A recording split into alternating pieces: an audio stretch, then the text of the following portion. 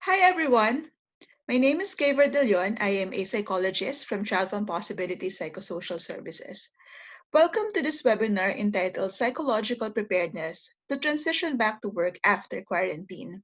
This is one of the 12 webinars we have availed up in the CLiC Resilience Building webinar library. Now, the whole vision for this webinar is really to help people mentally prepare themselves for the many changes we are expecting as we go back to work.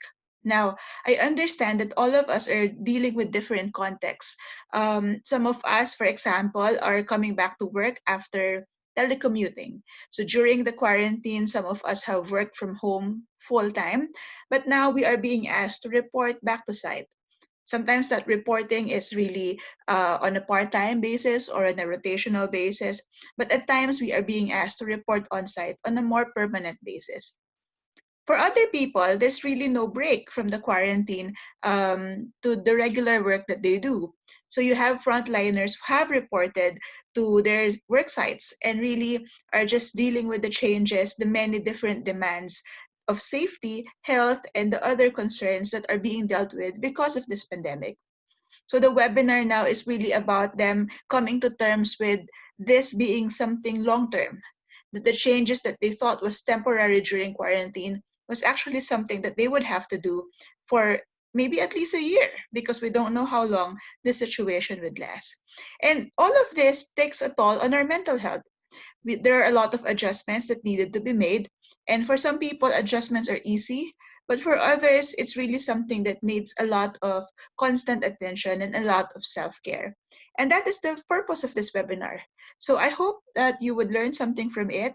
And really, our thought is just for you to create skills and practice skills that you can use so that we can be more adjusted as we go along. So to formally start, I'd like to give an overview of what we'd like to talk about in this webinar. So in this webinar, we are hoping to introduce you to factors that contribute to readiness too, and not just readiness, but actually competence in managing change. So discussion includes tips on how you can mentally prepare yourself for the new normal. So of course there are the health preparations and there are the safety preparations, but we're going to talk about how you can protect yourself psychologically from the stressors that would come from the changes that are to come.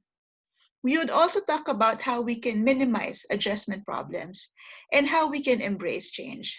Now, embrace really can be something daunting for everyone. And maybe some will start with just really accepting that the change is there. But our hope is as we go along, there is something of an openness that will come up to the new normal.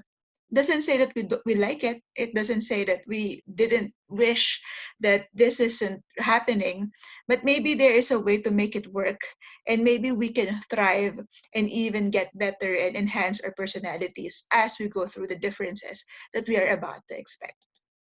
Now, before we go to the cognitive part of our webinar, I would like to start with a little temperature check. This is just a reflection. Now, I'd like you to sit there as you're listening and really look at yourself. Check what you're feeling, check what you're thinking, and from this way, we could understand where everyone is coming from. Now, as we do this temperature check, remember that there are no right or wrong answers. So, what you feel is what you feel, what you're thinking is what you're thinking. And really, our end is just for you to non judgmentally accept what is happening so that you could better understand how to move forward. All right. So, the first question in our temperature check is on a scale of 1 to 10, with 10 being the highest, how would you rate your anxiety about working in this new normal? When we speak about anxiety, it's not really a disorder. This is a normal feeling that everyone has when they are faced with a situation that is uncertain and even potentially dangerous. So, anxiety is merely our body's way of preparing ourselves and making us focus our attention on a possibly threatening situation. So, think about that on a scale of 1 to 10. How strong is your anxiety?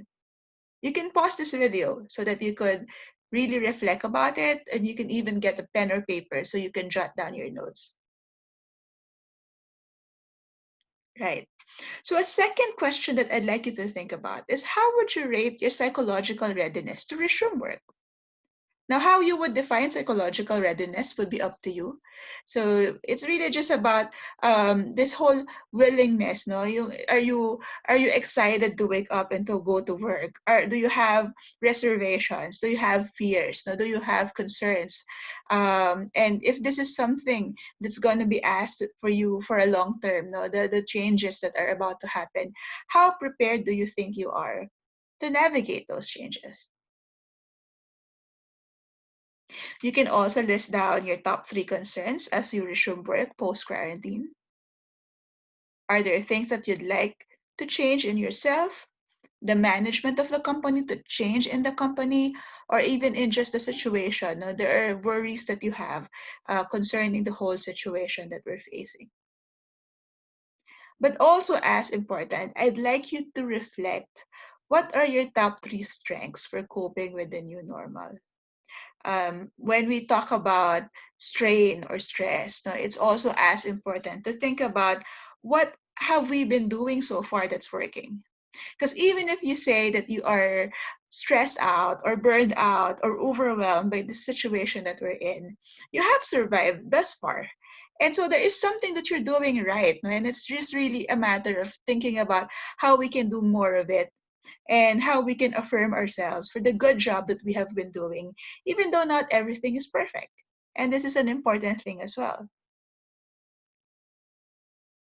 So, right, what you will do with this temperature check is just to really look at it so that you can see what are the areas of affirmation and what are the areas that we need to develop as we go further along. I want to start the webinar proper by a quotation from a philosopher, na Socrates. He said, "The secret of change is to focus all of your energy not on fighting the old, but on building the new." This is a powerful quotation because it's actually telling us that many things may have happened that we don't like, but to a certain extent, while it's important to process what's happening and what has happened, it's also as important to be open to something different, something new. Um, this is especially true if the change is irreversible, as what is happening now. This is true if the change is inevitable, which is what we have now. We could waste a lot of energy blaming who we think should be blamed, or procrastinating because we are scared, or wondering and asking questions and ruminating about what ifs and what could have beens. But there's really something non functional about that. Sooner or later, we have to build something new. Build is really the word because it would take a lot of work, and we may have to start from scratch. I wouldn't be surprised if some of the companies that you're with are reorganizing or even changing their product offerings or changing the whole nature of the business, because a lot of things have changed and many things that we'd like to do no longer applies. So the hope, the feel, no, the ethos of this webinar is really, how do we go forward? How do we move forward? And how do we have that building mentality, that start from scratch mentality that we have, and still be happy even if the process would take a long time? Okay, let's just go briefly on this. No, we do know that the COVID-19 pandemic is a great disruptor. We know that it has changed a lot in our way of doing things. It has changed, of course, first and foremost, our health and security. So no longer do we feel safe because there's still no cure and no vaccine. Whenever we are interacting with another person, or even if we're just touching surfaces or things that are around us. So there is now a pervading sense of insecurity and anxiety about our health because it could affect anyone, and we can't predict how it would affect us. Some people, if they do catch the illness, would probably be all right and be asymptomatic. Other people will have more serious repercussions. So, this health and security issue is felt even more by vulnerable populations, such as young people and the elderly, and those who are immunocompromised. So, we do have that change, and it has disrupted the way that we think about our health. For sure, it has disrupted our mobility. So the quarantine has imposed on us restrictions on where we should go, how often we should go, um, who should go. Even though we want to do something as simple as go to the grocery, perhaps we're not even the person assigned to do that.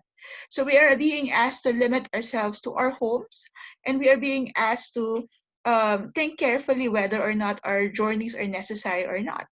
So it took a lot of our freedom to decide how to move about in everyday life. For sure, it has disrupted the economy. We do know that it's not just the Philippines, but even um, previously affluent nations who are struggling now with how to get the economy moving. Because without movement, without commerce, with the quarantine in place, even if you have business, even if you have money, it's unlikely that it's going to generate income because everything is on a standstill. And because everything is interchanged, you have suppliers and you have companies, you have mother companies overseas. So what happens overseas affects what happens here, and vice versa. The way of life, for sure, because now we have to wear masks when we go out. Now we have to be careful about touching someone. We cannot shake hands. We cannot just be affectionate as we used to. And we have to think a lot more about how we could protect ourselves and our families. And for some families, sadly, the COVID-19 disrupts life itself. So we do say our condolences for the people who have lost loved ones because of this disease, and people who have loved ones who are struggling right now, probably confined in emergency care. And that in itself is a big, big stressor that we have to deal with. So, what has changed about work? We have this disruption from the outside, but how does it affect our work in particular? And different workplaces have different levels of how much they are affected by the COVID-19 pandemic. So, because we have health hazards, you can expect that there would be safety protocols in place, and the safety protocols would take some getting used to. So, for example, no, you could expect that there would be stricter health screenings. You could expect that the work would be disrupted regularly by disinfections and any cleaning that needs to be done. You would expect, for instance, that face-to-face interface between people would be limited. So if before you used to do sales in front of a person, sitting with them over coffee, you would probably be expected to do things over an app or over a video conference platform like Zoom, for example. And the health hazards you can expect would be something that would take constant vigilance and constant attention, like we would be discussing later, because we do know that if you, for example, would be exhibiting symptoms, now, even if they're not necessarily COVID, they could be the regular flu, you would be more careful. And what more so if your coworker does the same. So there would be a high level of anxiety we could expect about health in general of among the employees, and that could be a cause of stress, that could be a cause of strain, or that could be an added burden of new additional tasks you need to do to make sure that you are screened on a regular basis. Uh, Something that would take getting used to is physical distancing. You would expect work cubicles, for example, to be 6 feet apart. You would expect acrylic partitions to be between you and your coworker. But also the physical distancing is something that you would expect during social occasions like mealtime or meetings. No? So I think the social distancing, social occasions, no, would be more stressful for Filipinos because we do like to talk over coffee or lunch and share our food and have that moment wherein we decompress with someone that's very close to us. Now, I think the stress of physical distancing is something that you don't feel in the beginning because as the COVID-19 pandemic is happening, as the changes are being introduced, initially you would expect that people would be more willing to have that kind of physical distancing. But as things go into regularity, as your work continues on its day-to-day activities, people might forget. And it's really the stress, no, that or the effort to constantly remind yourself that even though we think it's over, until we really could say, it's safe, and that the illness or the infection is no longer around, we really can't take our guard down. And so what would change about work really is having to have that regular reminder that the new habits that we are putting in place is something that should be there on a rather permanent basis until it's safe to do so. A new way of working is telecommute.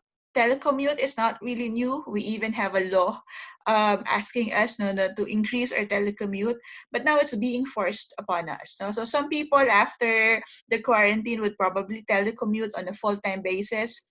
Others would be asked to report on site for certain days and then at home on other days. Other work arrangement would also be explored. You'll have your compressed work week, you'll have your 4-day work week, you'll have your only reporting on core hours arrangement, and then everything else is on flexi time. So this would also be a huge adjustment, and it really depends, no, because different people have different home situations, whether it's workable for us. So as previously mentioned, something that would change about work is the need for constant vigilance, because the situation would qualify under VUCA. VUCA is an acronym that came about when they're explaining situations that are in the context of war. VUCA stands for things are volatile, uncertain, complex, and ambiguous. So when you say something is volatile, no, there's really no security yet. No, it's unstable. Anything could change any minute.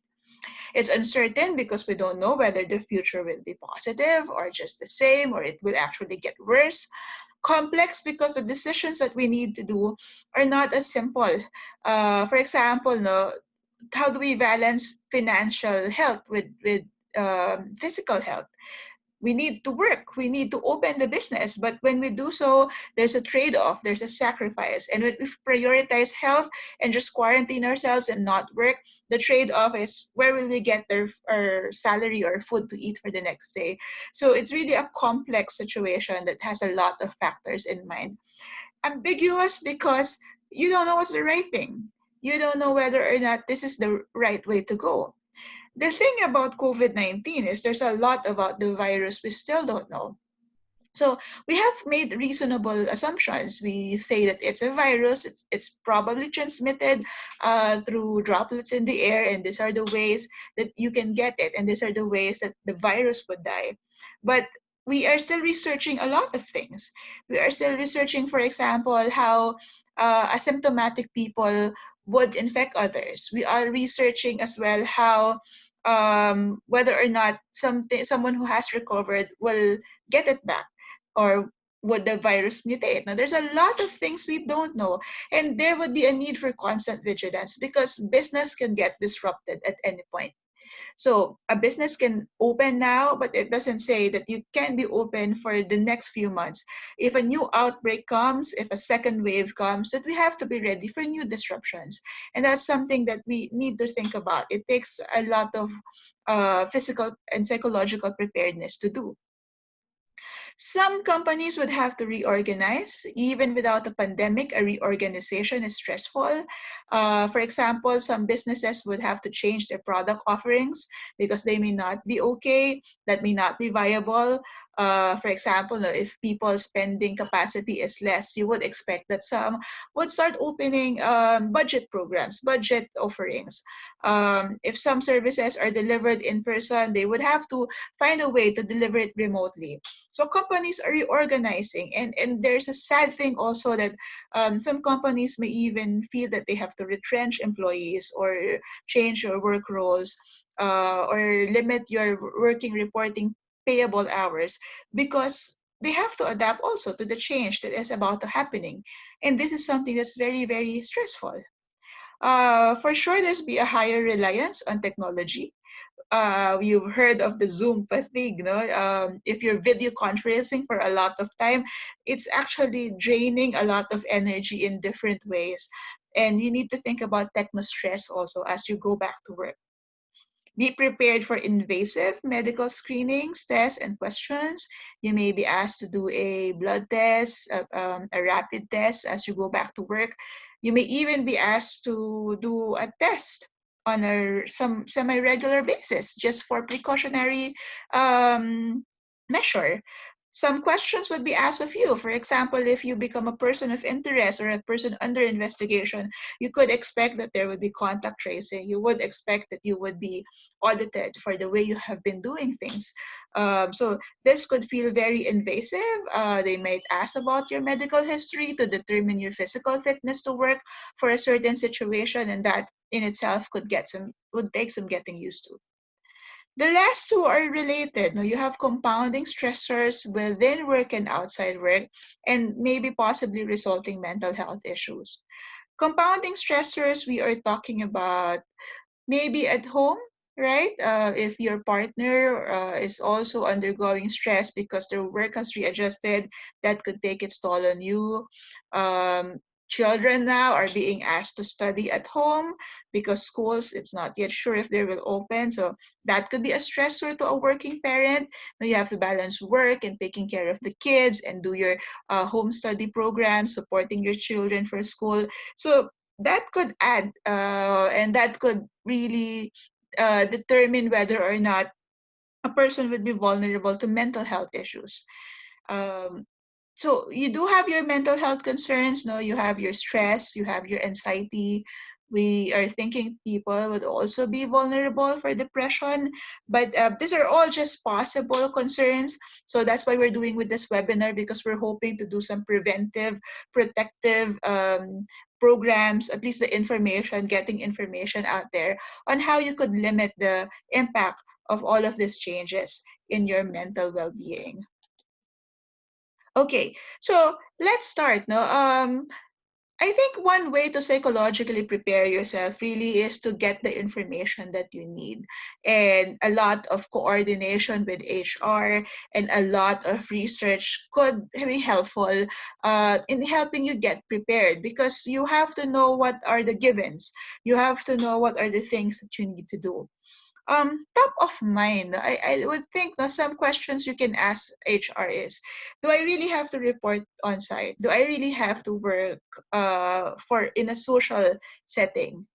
um, the laws, no, are different from collaborative arrangement that we could have, because the law may say yes, no, they could ask you to report to work if you're fit to work, but a good culture to have in a company, especially in something when something like this is happening, is for management, HR, and employees to sit down and really just look at the job description, really look at the tasks that are being done by and the services performed by a particular employee, and see, no, what in what ways do we protect this employee from health risks, in what ways do we protect our customers from health risks. And if you could negotiate ways wherein you could limit exposure, then that's a good discussion to have. No, you can ask HR, if I do come in, no, like are there supports for commute, or are there accommodations you can do for me? For example, no, for people working with us, what adjustment we could do is for them to limit their commute hours, public commute hours, by compressing work schedules, on-site work schedules, and then maybe limiting also the opening hours of our physical offices. So in that way, you could help them. You could say you could come in, but only on certain days, and that could be something of a relief. No, it doesn't remove the anxiety, but it could help provide a certain sense of relief when the work resumes. Is this the right time to return? Businesses have to think about that, and it's a dialogue you can do. So you could ask employee companies how prepared they are, what are the things that are in place. This is a thing that also HR could look at, no, the real compliance to occupational and safety standards, so that you could see, no, maybe we are expecting everyone reporting on site eventually, but maybe we could do that in a phased way. No, we could decide what are the markers, what are the milestones. For example, is the physical setup already changed enough that it would ensure the maximum safety possible for our employees. So until we hit that, no, the physical safety, the provision of commute help, support, safe public transportation, then we could look at that so that we could restore a little of our sense of safety. Do I need to get tested? Is a question. I do think that even though some people feel that it's an invasion of their privacy, it's really helpful thing not just for you, but for not just for other people, but for you. A company that would ensure testing for everyone protects you as well, because you could limit the possibility of catching COVID from somebody else. So ask how they will keep you safe, and ask what are the protocols in place or what are the support in place if you do get sick, or if a family member of yours gets sick and you need to take a leave in order to support your family member during that time. What are the quarantine procedures, for example, and what are the arrangements that would happen, so that you have an idea and you don't have that pervading sense of insecurity. Okay, if I get sick, for example, if I need to be monitored whether I have the symptom or not, is the company willing to allow me to telecommute for the meantime until I get results? If I do get sick, what are the maybe medical support that I could expect, and what are the medical support that I need to procure for myself? What if my coworker gets sick? No, what is the protocol in terms of how the team would manage? So are there contract tracing procedures in place, so that you could all be protected? So all of this, it may feel like it heightens your stress because you're asking all of these questions. But in a way, having everything black and white is really helpful to one's mental health, to one's preparedness to go back to work, because nothing is parang you're not worried that policies will only be created when the problem comes, and this is empowering to know that your company is actually thinking through how they can help you restore confidence in coming back to work. But the personal thing, no, the health anxiety that you have is a different thing. Um, and there are tips that we can look at, we can think about when it comes to managing health anxiety. If you're anxious about your health, no, that's normal. If you're anxious about your family's health, that's also normal.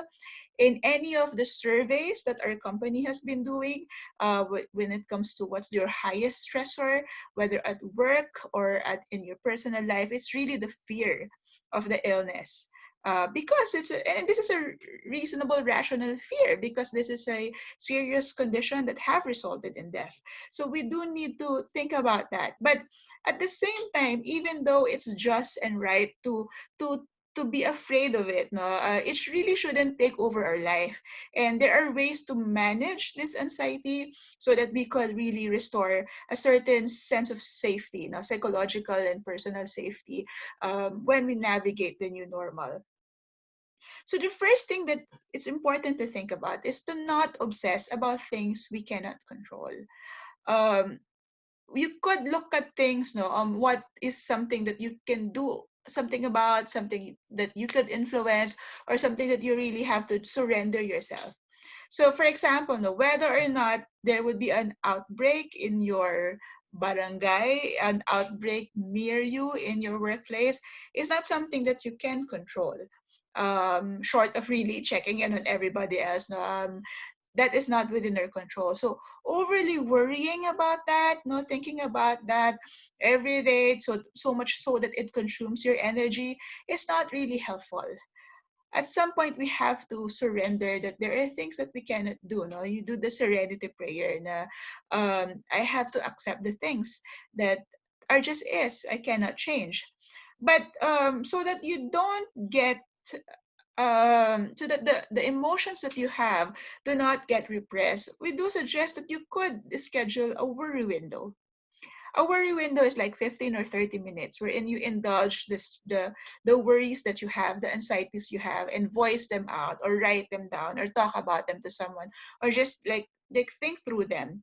And this way it doesn't get really repressed, or it doesn't get suppressed, that it affects you in indirect ways.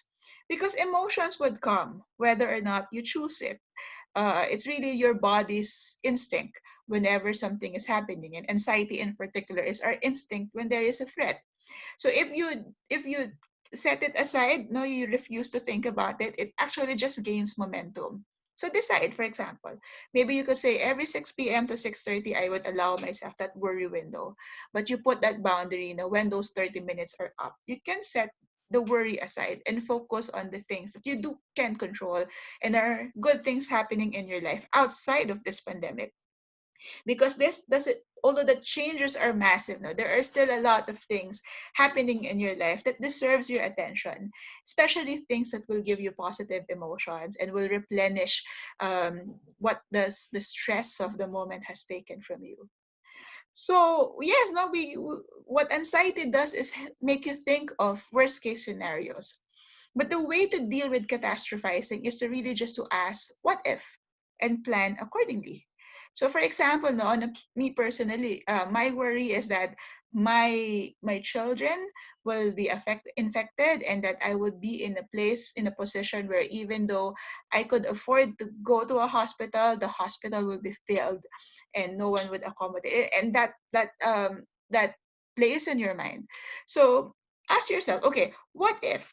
Because you need to have a backup plan in order to feel empowered. So you could ask yourself, okay, what if my children do get infected? What are my steps? So you could explore your options already.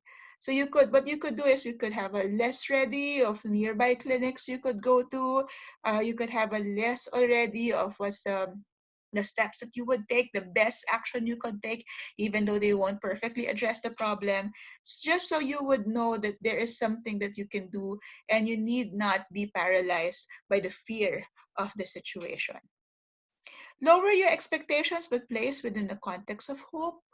um, it's very important that we are able to adjust our plans and plan only based on the information that we have at the moment.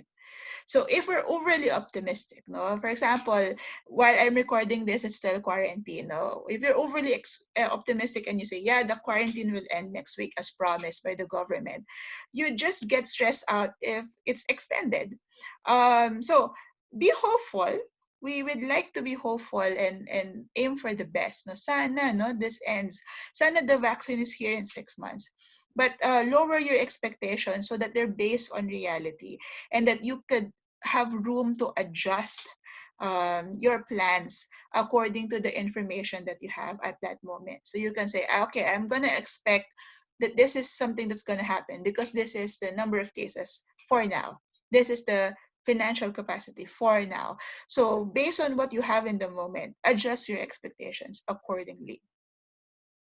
Very, very important, be informed about what's happening, but limit it to information from credible sources, and limit your information only to your information seeking activities only to a certain time of the day. So you don't have to be bombarded by information about the situation, COVID-19, for example, because too much information is also a stressor, especially if the information is coming from fake news, especially if the information is coming from people who, while well-meaning, are alarmist and really just adds to your stress. So the only thing you can do really is to employ reasonable precautions. So based on the information that you have, to what extent can I protect myself? That is good, no, as good as possible, but not really overdoing it. What do I mean by this? No, so your reasonable precautions is really your physical distancing, your cough etiquette, your disinfection, your washing the hands properly.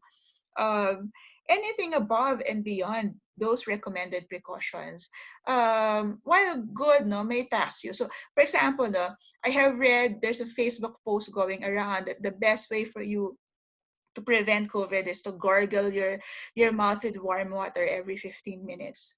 Now, I'm not even sure if that's medically sound because it did not come from a reliable source, no, a research-based source.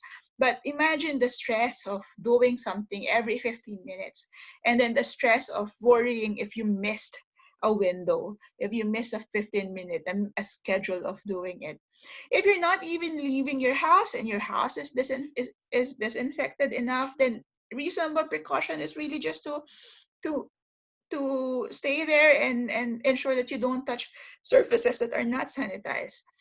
So every precaution has to be within logic. If you obsess about it too much, that's going to stress you and take away from your physical readiness to do work. So just a brief list of resources where you can get reliable information. You can look at the official Facebook page of DOH. You could go to the official website of DOH. You can go to the official website of World Health Organization. And for occupational safety standards, you look at the DOLE website that's related to occupational safety, or what are the prerequisites of a well workplace. If you're getting your information from unreliable sites, that might not be helpful for you. If you're watching this and you're HR, I suggest you have a compilation of this. Even take a moment to get infographics or make them so that you could really release that information to everyone and everyone is on the same page. Okay, so further tips on keeping calm. As I said, it's not helpful to suppress what you're feeling. So what you can do is you can take a quiet moment at home and write down what you're feeling. Ask yourself how I am, and then non-judgmentally just acknowledge. Okay, I'm scared today. I'm sad today. I'm overwhelmed today, and tell yourself you have the right to feel that. Affirm yourself for your emotions, validate your emotions. So the first person who should be kind to yourself is you. If you make judgments, not that I'm weak, I'm vulnerable, I can't keep it together, I must be a non-resilient person for having these thoughts. That really doesn't help you at all. So just allow yourself to feel. If you want to cry out of the frustration, that's all right also. Crying is good, no? Science even has proven that crying has the ability to release toxins in your body so that they do not affect you. So you feel good after. It doesn't solve the problem, but it gives you a clearer mind so that you could really attack a problem in a more logical rather than emotional way.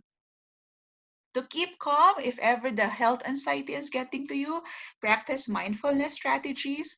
So, mindfulness is being present in the moment 100%. So, for example, in your mindfulness, you can close your eyes, do some breathing, and just scan your body. No, look, attend to from head to toe what your body is feeling. Mindfulness can also just focusing on what you're enjoying, a sensory experience you're enjoying at the moment. For example, the mindful eating. So if you're getting stressed out, take work aside first and take a moment to really enjoy the coffee that you're drinking. Enjoy the aroma, enjoy the taste, no, namnamin mo basically, so that you would have that moment wherein you are just focused on what's happening instead of the fear of the future, of things that have not happened yet. You can do your listening intently to calm music. You can do your aromatherapy if you're into essential oils. So those are things that will help you ground yourself in the moment instead of being afraid of something that has not happened. You can write what you think, what you feel, talk to it to a close, trusted friends, or you could write better statements. Now, better statements is a way of dealing with anxiety. Particularly symptoms of anxiety that we know logically are not real, but because we are in a state of fear, we think it's real, and that gets to us. So, for example, no, thinking that I cannot breathe, I'm anxious, I cannot breathe. You can change that, change your thoughts, and reframe it by saying, I think I cannot breathe. I feel I cannot breathe, but actually I can, because maybe it's your imagination, it's the anxiety that's making you think that you're being suffocated, but you could test that theory by inhaling and exhaling, and you can say, okay, I'm actually breathing. No? So I just think I cannot breathe, no? But actually I can, and that's something that may be able to calm you down. You can expose and mask and expose the unhelpful thoughts. So many thoughts that we have actually exaggerates our distress. For example, no, some thoughts are, I will never be able to get out of this. Or the thought is, I actually hate my teammates for not being very proactive. So, minsan kasi, ayaw mong magsalita, hindi mo siya na-acknowledge, naiipon siya, nagiging sama ng loob siya. And it adds to the stress.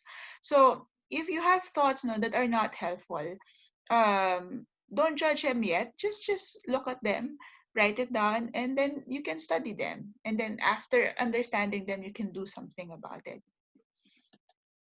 Okay. Now, the other change no, that we can expect from the new normal or the new way of doing things is, again, the actual change of ways of working that we have to do. Um, I want to just take a moment to talk about habits because a lot of us may have difficulty adjusting to doing things differently than we used to.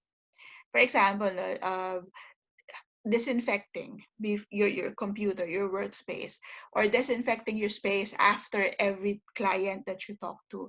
So, minsan makakalimutan natin, no? Kasi hindi tayo sanay. Or minsan we would be angry, no? Bakit kailangan ko itong gawin, no? Nakakapagod. It's helpful to think, no? That's as far as studies show, habits actually take 2 months before they become new behaviors take 2 months before they become automatic. No, the exact number of days is even 66. No, it's specified. It takes 66 days to get into a new habit. So minsan, isipin natin, no, don't be hard on yourself if hindi mo siya makuha agad. For example, no, the people who are new to technology, 'di ba? Or new to making a lot of video conference. So, minsan, ito na lang yung luma na lang, the old way of doing things. No? I prefer to do it this way. Pero if nahihirapan ka, it doesn't mean that you're too old to learn or medyo rigid ka na. No? It does take time to do habits. We just need to persist and remind ourselves. And the important thing to learn is even if you miss an opportunity to perform the new behavior, it doesn't affect the habit formation process. So minsan kasi pag nakita mo naglalapse ka into an old way of doing things, sabihin mo, ay, wag na lang, no? You give up everything. Di ko talaga kaya, so wag na lang. So for example, di ko talaga kaya mag-physical distancing during lunch, so wag na lang. Even if napansin ninyo, no, na ay, we violated the rule, we violated the new behavior, go back to the new behavior the next day, because even if you miss that opportunities, even if there are gaps in your implementation, it doesn't mean you will not learn the habit eventually if you just persist in doing it. So a way to facilitate new habits is the 3 R's, no, the reminder, the routine, and the reward. So if it's difficult for you to implement a change immediately, always make sure that you have a reminder. There's a trigger. You can make that reminder. For example, you can have a post-it in your workplace, or a poster, even a big poster, or even your desktop photo is there's that reminder of what you need to do. So if the new way of doing things, for example, is to always ensure that you have your mask and you have your shield on, then as you open your computer, there is that reminder: mask first and shield on. Or common siguro na laps na ginagawa natin is, if we want to eat, for example, 'di ba? We take the mask off and the shield off. Pero what if the guideline is better to you have to take the mask off because your mouth needs to be open, but you need to keep the face shield on, and you forget that kasi ang comfortable kumain with it, eh. But you can have that reminder, no, like put it in your dining area or your plate na, yeah, you have to eat with your shield on, because that is the way to protect everyone from the virus. So have a reminder so that you would implement that new behavior. Um, Make it a routine, no, if you can make a regular schedule of the precautions or the changes that you need to do, that's actually good. And a nice tip there is make it easy to start. So if there's a lot of changes that needs to happen, do it gradually. You know, start first with inserting the change that's urgent, and do it in small doses, make it workable so that it doesn't feel overwhelming to do. And of course, no, give yourself a prize in the end. No, reward yourself if you did the behavior really, really consistently. For example, no, if the habit is on self care, like taking a natural supplement for boosting your immunity. If you're able to do it, no, or exercising every day to boost your immunity, if you're able to do it for a specific period of time, give yourself a reward so that it will reinforce, it will make it a joy to actually do that behavioral change. And in the context of a company, I hope we are in the same page, no? That you can't really change a habit or a new way of working alone. One thing that this pandemic has done for us is asking us to choose we rather than me. What do I mean by this? No, you're doing these precautions. You're wearing your mask. You're sanitizing. You're disinfecting. You are practicing physical distances, not just for you, because you may be okay. You know, most of the workforce are well enough that if they contract the virus, they probably would recover. So, bakit natin to ginagawa, no? In fact, in Western countries, like in the States, people are rallying because they don't understand the imposition to their own freedom. But it's really not about you. It's about us. When you do this change, you are protecting those who are vulnerable, and you are protecting the people you work with and you love. So the cooperativeness that's needed in a workplace is very important. And if we adopt that mentality that I have to do this, not for myself, but for everyone, for the nation, no, for the country, so that we could recover faster. Unless everyone cooperates, there's really no way out. It will just keep on recurring, and the situation will have no end. For leaders, no, when you're implementing a change, and it could be any change, it could be a change in job role, change in responsibilities, you look at these four things that are important in change talk, or talking about how to implement change. You can talk about people's desire to make change. So you can look for statements that show that people are want to change. I want to do this, and if they don't want to do that, then you can process, no, you can have a conversation and say, okay, how come that this is something that you don't want to do? What's keeping you? I would like to listen. And that would help facilitate a conversation about possible hindrances which may be valid for the new habit to be implemented. You can look at people's ability to make change. um, for example, not just the use of technology, you can't just say, okay, everyone will be transitioning to using this app. What if they are not technologically savvy in the first place? So they don't have that ability. And it's important to have a conversation to process. Do you feel able to do this change? And what do we need to do to help you feel that you are more competent at doing it? You can talk about reasons for considering the change before you implement it. Bakit natin to ginagawa? What's the higher purpose? And even what's the need? No, what are we sacrificing? What is the trade-off if we don't implement this change? In any company transitioning back to work and implementing a large change, the conversation, the change talk is very important. The communication has to be clear. It has to be as complete as possible. And it has to take into mind not just what needs to be done, not just the task, but the feelings of people, and the psychological impact of all of these changes, so that everyone will feel that they are supported even if they are things that needs to happen. In fact, not just just communicating your vision and communicating what you are doing. Like for example, yes, no, we're doing this change, but the change is to ensure that we generate enough income so that we don't have to lay off everyone. Even a conversation like that is very, very helpful, because psychologically that helps everyone prepare and get their yes, no, get their support for the changes that needs to happen. um, you could reflect. There's a way of conversing called motivational interviewing, wherein you can do reflection technique. Uh, you you restate a feeling that is being said or unsaid in a certain statement, and you ask open questions to process change. So every time, for example, you hear a coworker or you hear your people around you say, "Hindi ko na kaya. I can't go on this way. This is too much." Okay, so you could just reflect. Now you realize it's time for you to do something different. So where do you think you should begin? So every time people are frustrated, you can think about this as a signal that maybe there are things that we need to talk about. No, something different that we need to keep doing so we are more prepared. Or if they are saying, "I haven't been always capable."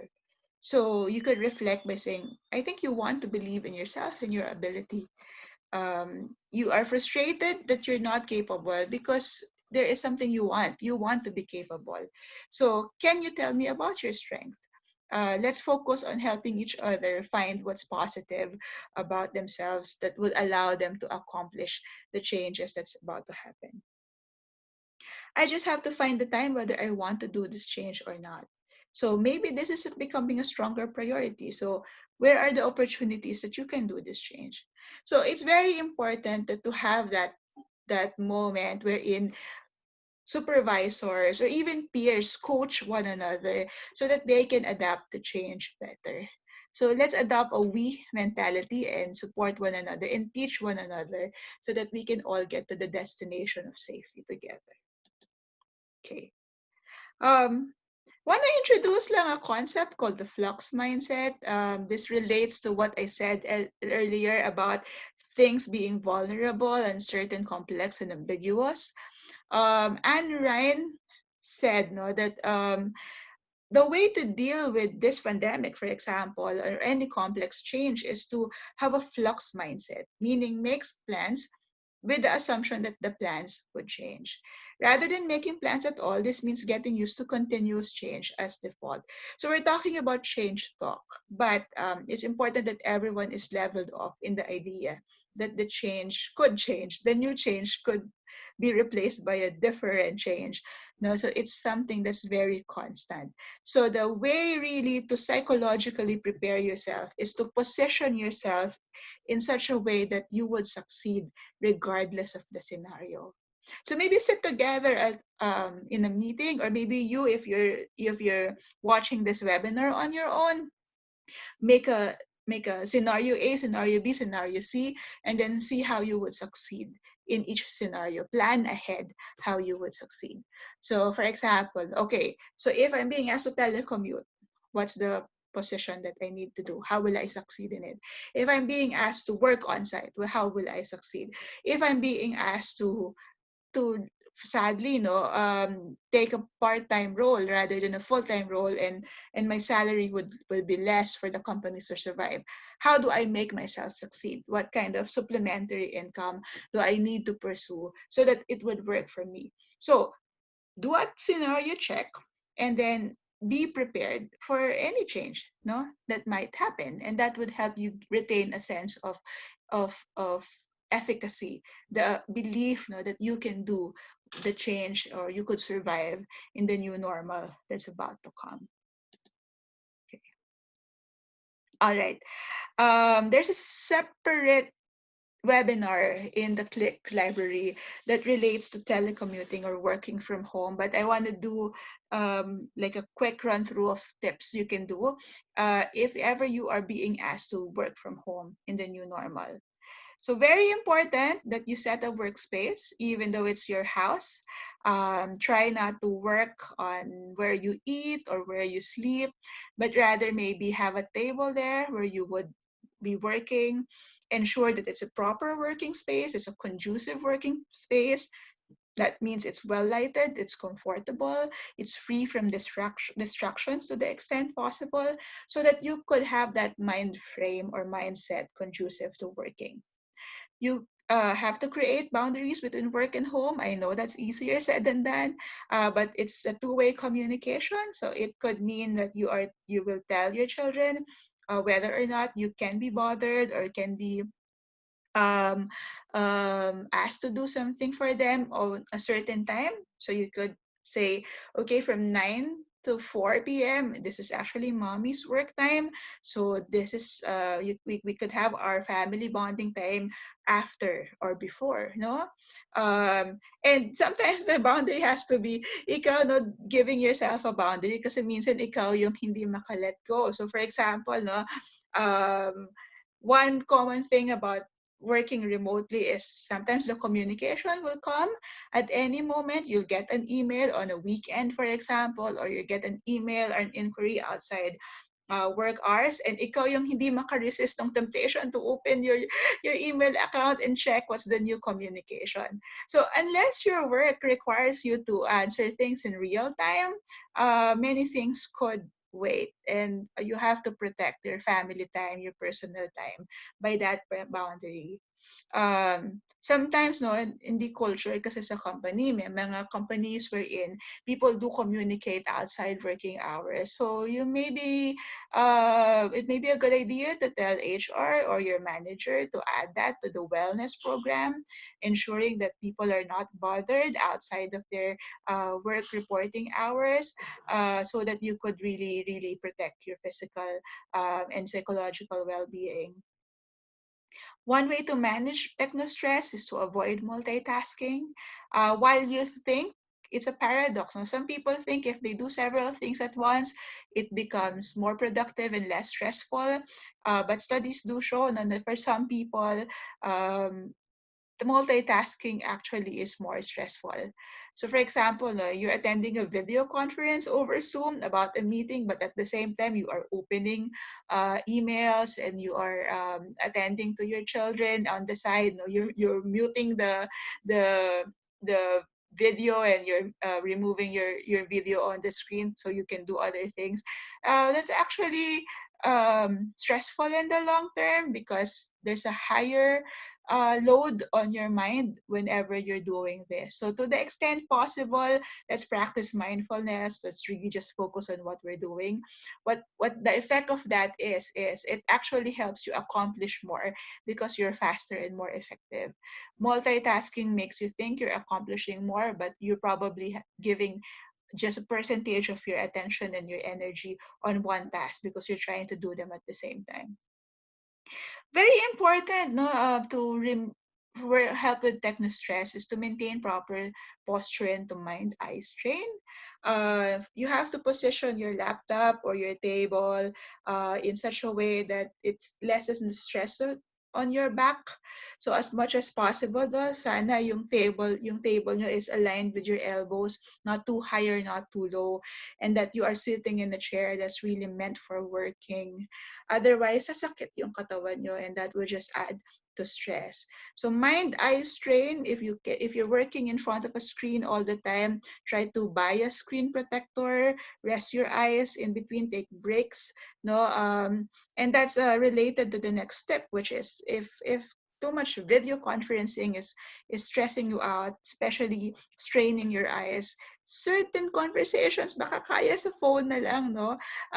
So that you can just close your eyes and just attend to the audio if carry naman. And check if you have to respond in real time. So like what I said, no, just because they message you now doesn't mean it's an urgent thing that you need to do. So some things may have to wait, and that could help you not feel on like you're being attacked by tasks all the time. Maintain life balance. So even if you're telecommuting, have personal time, go out, no, do your social work, do your socialization to the extent that it's safe. Um, do your spiritual, religious activities, take care of your physical health, go for a jog, for example. Do what you can to feel that even though lines are blurred and you're quarantined, you are attending to the different aspects of your personality. And if possible and safe na do work outside from your home from time to time, so that hindi ka mabagot, na hindi ka mabore, and you don't feel like you have lost a lot of freedom. So if there are, for example, coffee shops that are rendered safe already for working, or co-working spaces, you can rent them out from time to time if you like, or even just a park, di ba, na medyo conducive, labas ka ng konti to work there, so that you don't see the same thing every day and you don't feel quite boxed in when these are happening. Okay. Okay.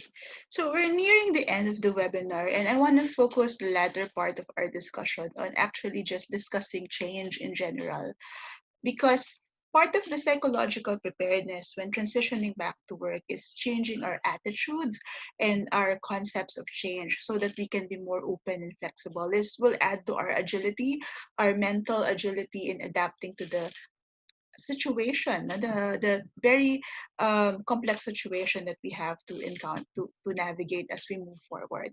So I want to start there by really linking change to the concept of growth. Change is something unexpected. We hear that, no, we have statements that says there's nothing more constant in life than change, and that's true. Because even if there's nothing happening outside, even if there are no changes in the situation around us, even us as we grow up, as we move through different developmental stages, we do experience change. No, um, we do mature or even sometimes regress, no, depending on what's happening. So for sure, no, you're not the same person as you were before, 5 years ago, 10 years ago. So there's really nothing you can do to prevent change. So part really of personality development is learning as early as possible how to deal with change and how to adapt when it comes. A good way to think about a good way to do that is to think about how change actually helps us grow. One, because it challenges us and forces us to step out of our comfort zone. So there is a concept, no, that struggle is bad. So siguro ngayon we are struggling. Siguro ngayon you are experiencing a situation wherein feeling mo hindi na kaya, no? Sobrang gumagapang every day. But struggles are actually not a sign of problem, no, sometimes. Sometimes struggles are a sign that you are doing something that is outside of your comfort zone. Or in a way, lume-level up ka kasi or nagda-diversify ka.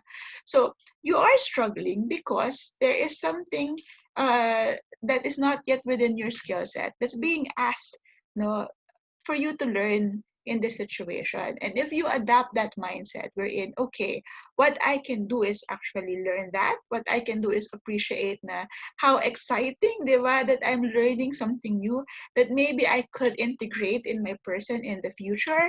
That would be very helpful to you as a person in the long term. Because resilience grows only stronger when we embrace change and manage challenges in a positive way rather than hide away and ignore opportunities that change can bring to our lives.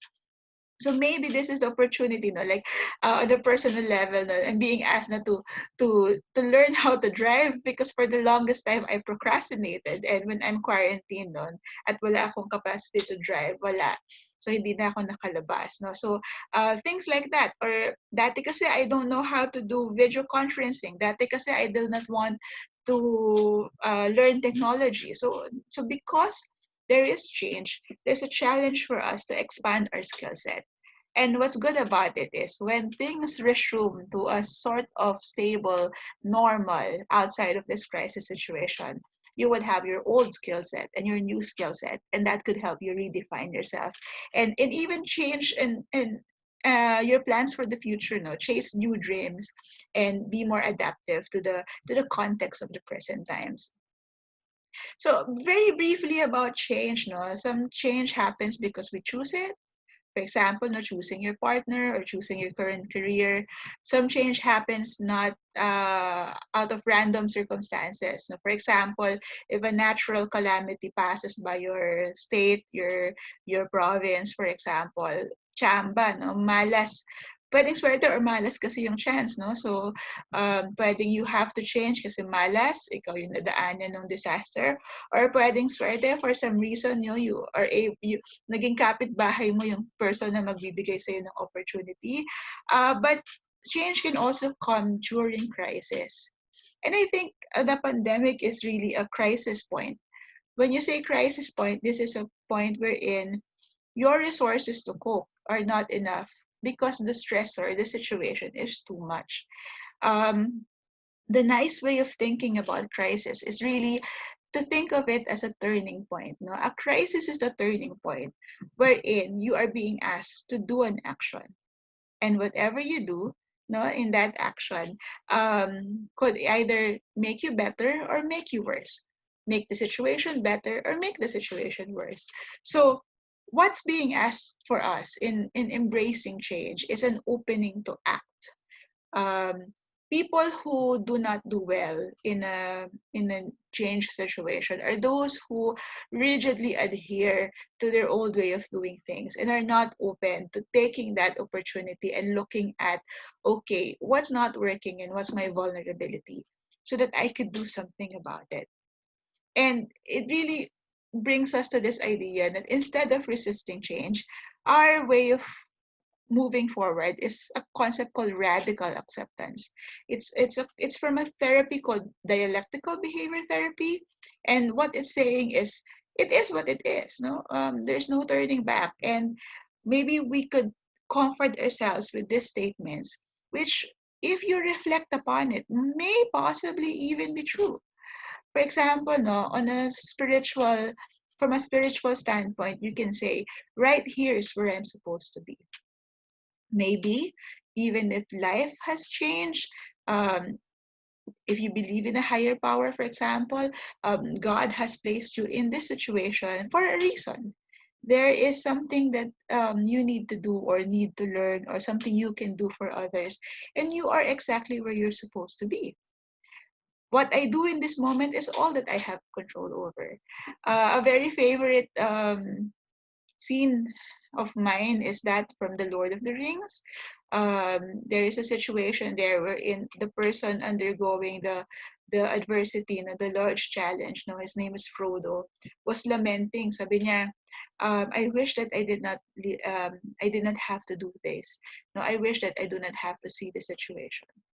But the wise person in the story, no, si Gandalf the wizard, said, so do everyone who live to see these times. No? So lahat ng tao who live to see times of difficulty, times of crisis, wish it doesn't have to be this way.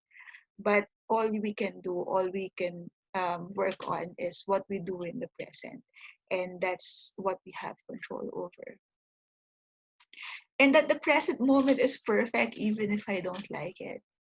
um, Whatever the struggle is, the stress is, it's helpful to remember that there's always something to be grateful in it. No, there's a um, synchronicity to it. There's a good thing about it. We may not like it, but it probably is giving us things that we normally do not think about. For example, we do know that a lot of people were able to spend good family time during the quarantine. No? So prior to this situation, they are saying it's so difficult to balance work and life because work and traffic, no, takes most of my time. But now, no, you have the situation wherein you're being asked to spend time with your family, and even if I don't like the rest of it, it can still be perfect. It's still exactly what you're supposed to be doing. It's exactly what life is asking you to do at that particular time. So radical acceptance is not saying that things are good, that you like it, that you agree with bad things that are happening, or even negligence, for example. It's just saying that it is what it is, and I will work on reality on its own terms. I will meet reality on its own terms. So, very briefly, how you can embrace change. Examine your attitudes about change. Are you resistant? Are you open? Is this something that you feel should be embraced? Find the purpose, the higher meaning in the crisis. What's the spiritual aspect of it? What's it's asking you to do? Very important. Grieve for what you have and probably will still lose. For sure, changes means that we have lost something. For some people, the loss is tangible. It's a job, it's money, it's sometimes even people if they lost people to COVID-19. But some people, the loss is intangible, no? Like plans or dreams, no, or even dignity if they're subjected to discrimination because of the situation. So do cry for it, do undergo the grieving process, accept that there's a loss. It doesn't mean that when we're saying let's embrace the new normal that you will not allow yourself the time to be sad about these things or even angry about these things. So maintain balance always to survive. Um, find your social support, find your family time, find your self care. Practice gratitude, as I said. Now there's something to be thankful for. That should be six now, but let's notice opportunities to grow. Some people they have used the pandemic to redefine themselves, or redefine their career, or redefine their relationship, and that's always a good thing. Understand, no, na adapting adjustment is a process. So if nothing is perfect immediately, nothing is as you'd like it immediately, just be gentle with yourself, practice self-compassion, be the first to say that's all right. There is a productivity pressure during the pandemic. Di ba? May nakikita tayong quotes saying, if you did not learn a new skill during this pandemic, then you wasted your quarantine time. But that's not true. You do what you can, and your pacing is your own, and no one has the right to tell you na you have to adapt or adjust quickly or be as productive. Minsan pa nga, we have to be gentle with ourselves kasi the situations, the givens that we have are not as adequate as it used to. So, bakit mo sisisihin yung sarili mo if you're not as productive as you used to be when the ways of working and the resources that you have are less? So, do the best that you can, but don't berate yourself too much if it's not okay.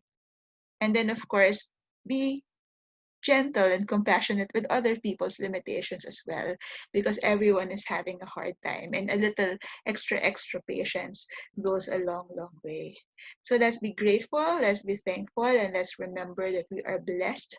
And I hope that all of this is helpful for you as you navigate the new normal. So good day, keep safe, and wishing you the best for the future that is to come. Thank you.